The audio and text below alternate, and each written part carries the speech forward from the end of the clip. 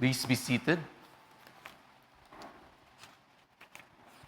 In the Jewish mind, bodies of water are not something that they think of as good. It's something that's negative. Flood, the lake of Galilee, and the figurative bodies of water described in apocalyptic literature. In fact, I think it was Daniel who said that one of the beasts that he described in the vision came out of the sea. In the book of Revelation, when all things have been restored, or as part of the process of the restoration of all things, John saw a day when there will be no more sea. Because it generally represents evil, chaos. Before the world was put into order, it was submerged in water. There was a chaos in the form of water, and the Spirit of God was hovering over the waters. And then God started the creation process, and then He established order. But it also represents, as in the gospel today, represents what we face in our lives. That Jesus and the disciples journey from one end of the lake to the other represents our journey in life. In fact, it only represents the beginning or the price that we have to pay in order to get to the other side and start our ministry to the world, the Gentiles, the Gerasenes. Tomorrow you will hear about Jesus after they've crossed the lake, healing the Gerasene demoniac, but that's for tomorrow. But this is what we have to face in the world. Jesus said, in the world you will have tribulation. If you are like me, you may have questioned God many times.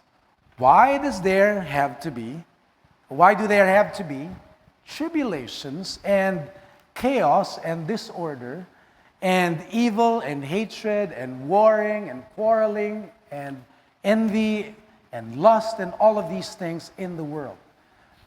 Well, many people have questioned God about that in the Bible. And He doesn't give them answers, not because He doesn't want to, but because we cannot fathom, we cannot understand why. But in the midst of it, many times, like the disciples, we think that God is sleeping. We think that God doesn't care for our plight. We think that we're alone in our plight. Not realizing Jesus is right in the boat with us.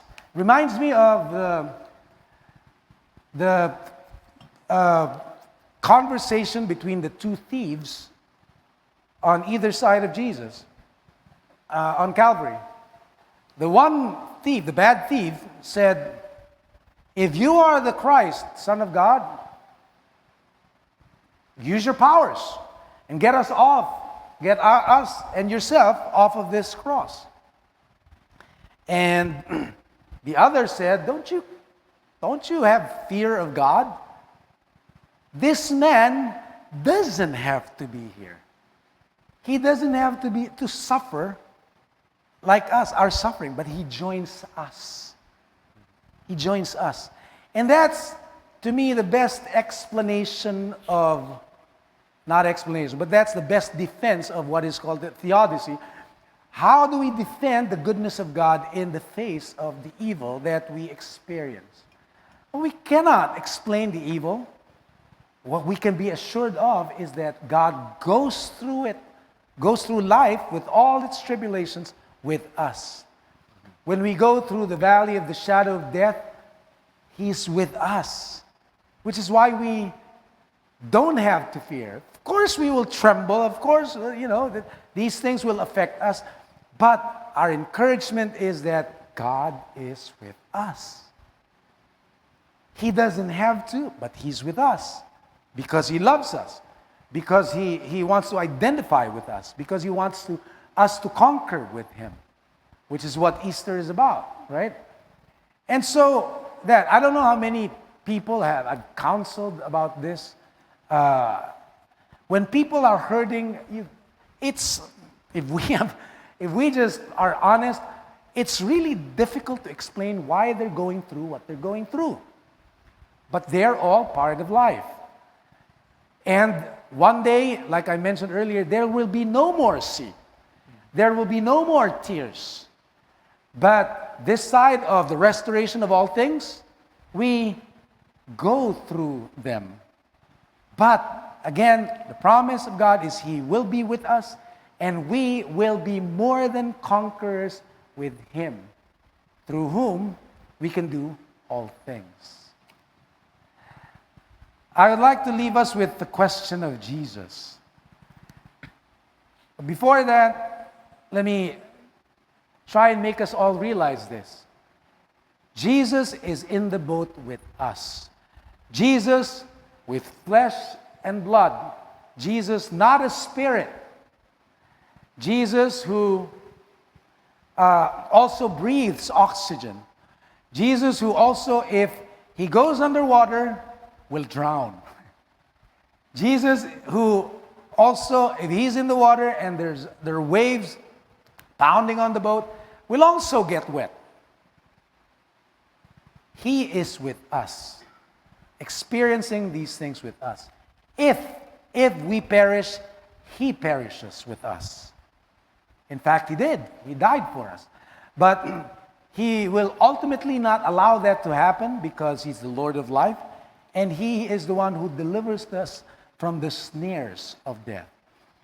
But after He has calmed the waves, after a while, after we go through them, we find that God is the one who makes us overcome, and our boat will overcome the waves. But His question is this: I am with you. Where is your faith? That's a confrontational question that we should ask ourselves. Where is your faith?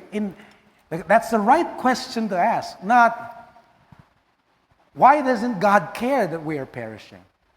We, not including Him. Wrong question to ask, because in the first place, He is with us. He's perishing with us, and I put that in quotes.